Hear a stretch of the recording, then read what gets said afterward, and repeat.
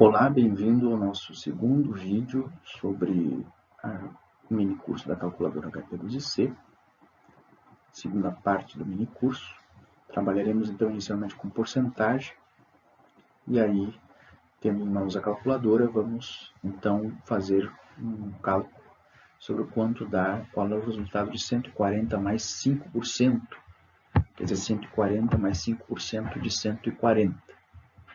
Então, na calculadora HP2C, nós vamos fazer 140, Enter, 5, tecla percentual ao lado de EX, embaixo de FV, vai dar 7, e apertando na tecla mais, vamos obter então o resultado 147. Se nós quiséssemos, por exemplo, 120 mais 10%, nós digitaríamos 120, Enter, 10%, mais, dá 132 e assim sucessivamente. Continuando sobre porcentagens, vejamos uma situação interessante. A Companhia de Queijos Mineiros vendeu R$ 100 no segmento de queijos, 200 no segmento de iogurtes e 500 no segmento requeijão. Qual a porcentagem das vendas do segmento iogurtes? Ou seja, qual a participação do segmento de iogurtes no conjunto das vendas da empresa? Nós precisamos, por primeiro, obter uma medida de total das vendas. Com isso, nós vamos tomar, então, a soma, vamos fazer a soma dos segmentos, 100, Enter, 200 mais, 500 mais, obtemos um total das vendas de 800. E aí, depois, para nós, então, estimarmos a participação percentual do segmento iogurtes no total das vendas, nós simplesmente tomamos os 200 do segmento iogurtes, as vendas do segmento iogurtes, 200, e pressionamos na tecla percentual T embaixo de PV. A tecla embaixo de PV é 25%. 200 é 25% de 800. Para obter o percentual do segmento queijos, então mantendo a memória intacta, nós vamos pressionar apenas CLX para limpar o visor, 100, que é o valor das vendas do segmento queijos, e pressionamos na tecla percentual T, 100 é 12,5% de 800. Outros exemplos incluem, por exemplo, quanto percentualmente equivale 120 em relação a 600. Então, nós vamos limpar a memória com FCLX, 600 Enter, valor maior, 120 percentual T, valor menor. Aí dá 20%, é a participação relativa de 120 em 600. Variação percentual. Se um valor aumenta de 300 para 450, qual a variação percentual? Então, nós vamos fazer 300, Enter, 450, delta percentual. A variação percentual foi de 50%, ou seja, de 300 para 450, a variação percentual é 50%. Se um valor aumenta de 400 para 475, qual a variação percentual? Então, FCLX, para limpar a memória, 400, Enter, 475, delta percentual, 18,75%.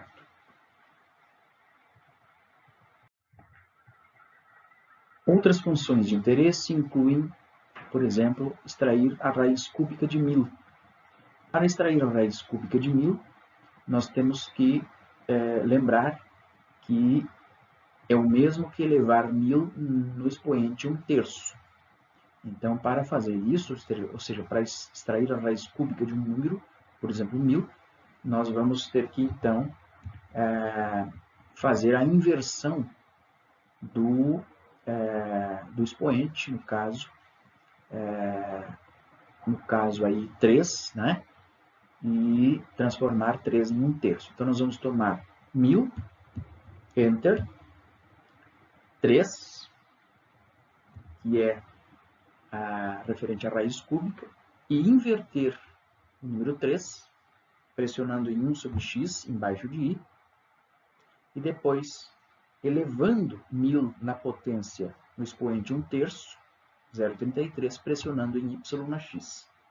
Vai dar 10. Se nós quisermos, por exemplo, extrair a raiz 12 do número 1.52, nós vamos fazer 1.52, Enter, 12, inverte o 12 com y com 1 sobre x, e depois pressiona em y na x. Aí vai dar 1.0355.08415. Para extrair a raiz quadrada de 100, então nós temos dois caminhos para extrair a raiz quadrada. Usando o número 100, limpamos a memória com FCLX, aí nós fazemos então 100 Enter, G, raiz quadrada, que é embaixo de n tem y na x, tem a função raiz quadrada, dá 10. Ou então nós fazemos, como fizemos anteriormente, 100 Enter, 2, inverte o 2 com 1 sobre x, e depois pressiona y na x para extrair então a raiz 1/2, ou melhor, elevar 100 no expoente 1/2, que é o mesmo que extrair a raiz quadrada de 100, e que o resultado então dá 10. Para elevar um número ao quadrado, então nós fazemos, por exemplo, 4 ao quadrado. Nós vamos pressionar 4, Enter 2, que é o expoente, y na x, é 16. Limpa a memória com FCLX. Se nós quisermos fazer aquele cálculo mais longo, mais complicadinho, 100 vezes o número e elevado no expoente 8 vezes 0,05. Então, nós podemos já informar o número 100, depois nós desenvolvemos o cálculo restante e no final multiplicamos. Vamos por partes. Então, primeiro nós damos entrada em 100. Limpamos a memória com FCL. 100 Enter, Enter. 100 Enter, 8. Enter, 0,05 vezes, e aí elevamos o número e nesse expoente, cujo resultado temos na tela, temos no visor. Então, nós vamos pressionar G e na x, que seria G 1 sobre x, a função azul da tecla 1 sobre x. E aí multiplicamos, pressionando na tecla vezes, vai dar 149,1824. Se quisermos uma divisão como, por exemplo, logaritmo de 2 dividido pelo logaritmo de 3. Então, nós vamos fazer, limpa a memória com FCLX, 2 GLN, que é a função azul da tecla percentual T. 3 GLN. Temos, então, o resultado de logaritmo de 2 e de logaritmo de 3. Agora, basta pressionarmos na tecla divisão para obter o resultado de 0,6309, que é o resultado dessa divisão logaritmo de 2 por logaritmo de 3. Podemos também usar a calculadora para trabalhar com o resultado somente da parte inteira do cálculo ou somente com a parte fracionária. Então, por exemplo, 80 dividido por 30. 80 dividido por 30, 80 Enter, 30 divide, dá 2,66666667. Se nós quisermos ignorar a parte inteira e deixar só a parte fracionária, nós pressionamos G frac, que é a função azul da tecla delta percentual, em cima de XY. Se nós quisermos trabalhar somente com a parte inteira, então nós usamos outra função. Limpamos a memória com FCLX e fazemos 50 dividido por 15. 50 Enter, 15 divide. Dá 3,33. Se nós quisermos ignorar a parte fracionária e trabalhar só com a parte inteira, pressionarmos nessa tecla G e depois INT, G, que é a função azul da tecla percentual. Ficamos apenas com o resultado inteiro, que é 3. Funções calendário.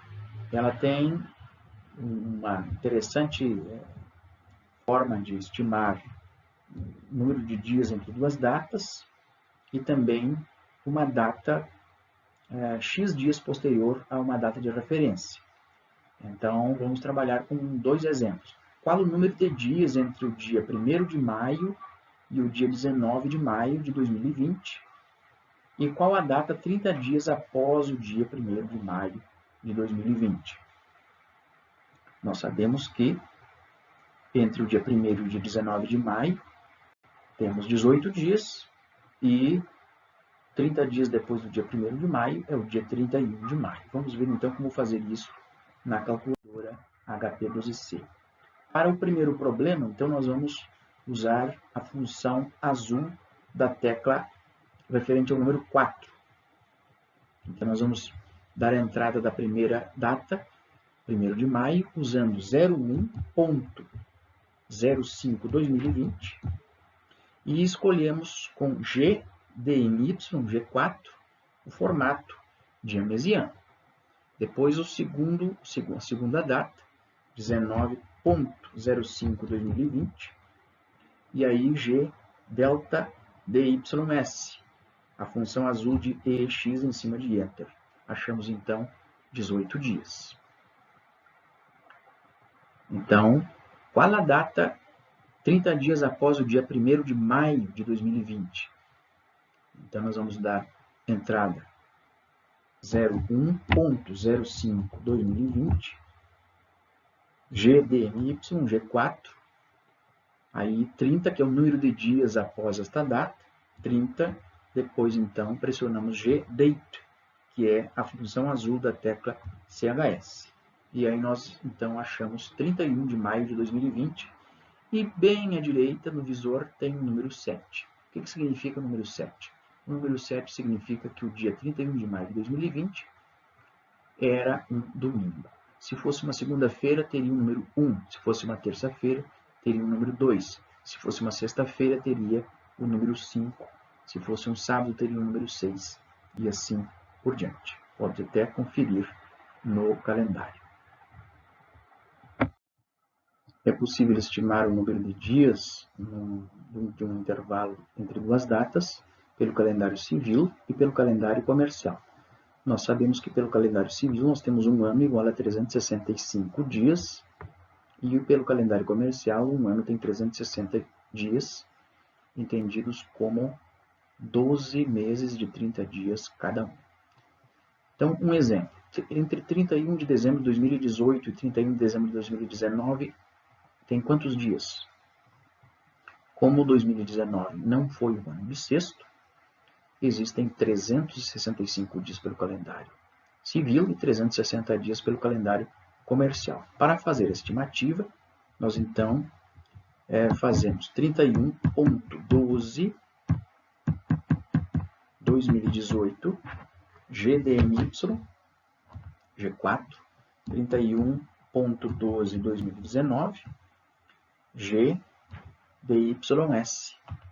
Aí dá 365 o número de dias pelo calendário civil. E para fazer a estimativa pelo calendário comercial, basta pressionarmos a tecla XY em cima de STO. Nós achamos então 360 dias. Ou seja, para estimar o número de dias entre duas datas pelo calendário civil, basta fazer a primeira parte desta estimativa que temos na tela, deste caminho que temos na tela. E para o calendário comercial, pressionamos em XY.